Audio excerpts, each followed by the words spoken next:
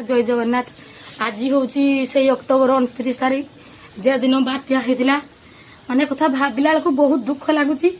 मुझे पंचम श्रेणी पाठ पढ़ुनी बात्या कौन आम जान नु जो बात्या है से कम अल्प स्वल्प पवन आमर एपटे है बेसी क्षति हो नाला।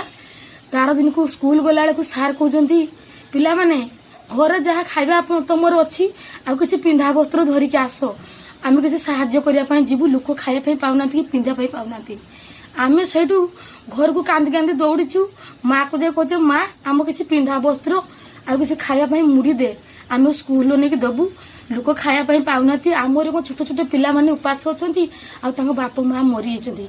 एक कथा शुणी मो सांग मैंने समस्त आम दौड़िलु आ माँ को दे कहलु मो माँ किसी पुराना वस्त्र आमर सार्ट पैंट आ कि मुड़ी देइथिला मते मु नहीं सार को देइथिनी आम सांग माने भी देइथिले। आम सेतेबेले हेडमास्टर थिले अखई लेंका ताको घर शंखुआ सी नहींकि से बात्या जे पटे होता से जगतसिंहपुर आ गोबरघाट श्रीरामपुर एबड़ू जाइथिले दे कहले पिला माने तुम सीना आज खायापी पाच तुम जो कुनी कुनी छुआ मैंने बाप माँ को घर बहुत दुख कष्ट अच्छा तुम न खाइल कौन है से पिला माने बंचुंती आ तुम खाइबार किसी पिला माने को साहाଯ୍य करो। यही कथा आज भाविला बेलू से दिन कथा भारी मन दुख हो कांद भी लगुच। भगवान करंतु से पिला माने भी भलरे बंची था आमको भी आड़शावासी को भी जगन्नाथ भल रखी था।